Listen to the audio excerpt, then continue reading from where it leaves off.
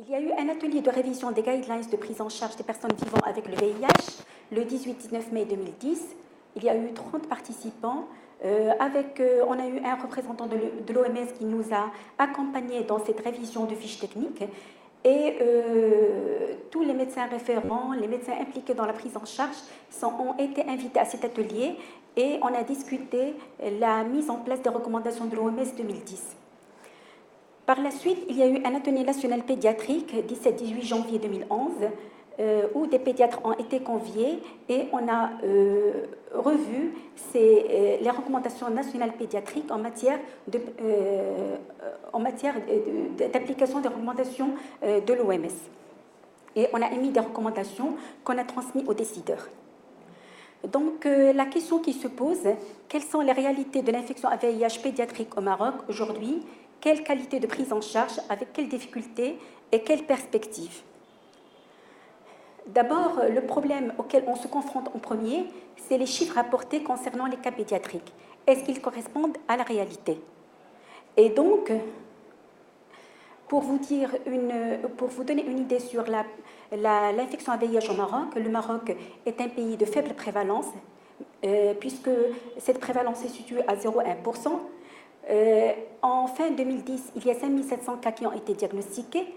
La plupart ont été diagnostiqués au stade SIDA. 80% des personnes vivant avec le VIH ignorent encore leur statut. Et donc, il y a un problème de dépistage au Maroc. Alors, quelle est la probabilité d'atteinte VIH-Sida de l'enfant marocain? Considérant les caractéristiques de l'épidémie marocaine, 70% des cas sont des jeunes et l'épidémie elle est en train de se féminiser puisque 77% sont des femmes. Le mode de transmission hétérosexuel est prédominant, 87%. La prévalence chez la femme enceinte est 0,17%, un taux de natalité de 700 000 naissances par an.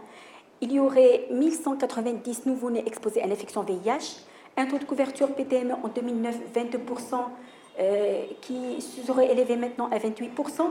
Il y aurait 214 nouveau-nés qui seraient infectés par année. Pourtant, les estimations de l'épidémie fin 2009 donneraient une idée de moins de 1000 cas d'enfants vivant par le VIH au Maroc. Et en corrélation à ça, l'effectif des cas pédiatriques reportés par les ministères sont très très faibles. Vous voyez qu'il y aurait une file active de 248 cas avec 156 cas qui sont sous ARV. Comment expliquer cela? C'est parce qu'il y a une sous-déclaration de l'infection VIH au Maroc, particulièrement par les pédiatres. Est-ce que les cas déclarés sont vraiment rapportés par le ministère? À l'intérieur du ministère, il y a des discordances de report des cas. Donc tout cela ne nous donne pas une idée claire de la situation des enfants VIH au Maroc. Alors, l'accès au diagnostic, il y a des points forts et il y a des points faibles. Les points forts, il y a eu plusieurs formations pour le personnel médical et paramédical en matière de prise en charge VIH pédiatrique. On a tenu un atelier en 2006, d'abord le premier atelier en 2005, puis 2006, 2009 et 2011. Il y a la PCR qui est disponible et qui est dispensée gratuitement grâce à l'appui du Fonds mondial.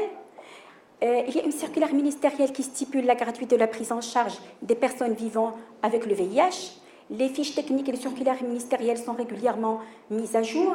Il y a 4 centres de prise en charge. Vous voyez ici, les 4 centres de prise en charge pédiatrique, c'est Rabat, Casablanca, Marrakech, Agadir. Les autres centres diagnostiquent les cas et les prennent en charge et ils sont référés les 4 centres de référence. Alors, les points faibles, il y a un retard diagnostique important. On a fait une étude par l'association Soleil en collaboration avec le ministère, l'INAS et l'IRD par l'appui de l'ONU-SIDA. On s'est rendu compte, en revoyant tous les dossiers, depuis le début de l'épidémie jusqu'à fin 2008, que la plupart des cas sont diagnostiqués à un stade clinique tardif et immunologique aussi tardif. Donc il y a un retard dans le diagnostic.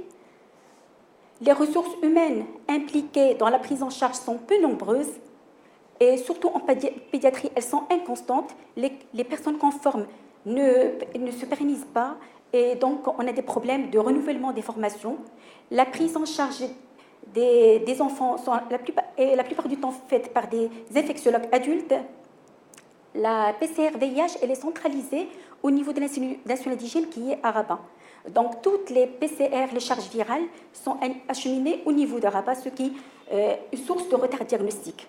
On n'a pas encore le blood spot test et il y a une difficulté de la mise en œuvre donc, de la circulaire de la gratuité et un retard aussi dans la diffusion des recommandations. Dès qu'on fait des recommandations, ça change tellement rapidement et le temps de les diffuser à tous les pédiatres, il faudrait le revoir. Donc, le deuxième problème, l'accès à la trithérapie. Il y a des points forts, comme j'ai dit tout à l'heure, surtout, c'est qu'on a la possibilité de donner gratuitement les ARV aux personnes vivant avec le VIH grâce au financement du ministère de la Santé, mais aussi, surtout, le Fonds mondial.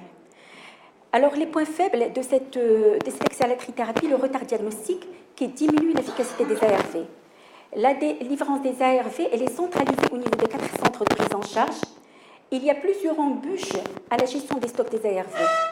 Les ressources humaines, la disponibilité, la gestion des stocks. Donc tout cela donne des problèmes, des ruptures de stock. Et surtout, on n'évalue pas, on n'a pas une idée très précise de l'évaluation des besoins en ARV, ce qui est à la source de ces ruptures de stock. Les formes galéniques pédiatriques sont en nombre réduit. Les ressources humaines sont en nombre réduit.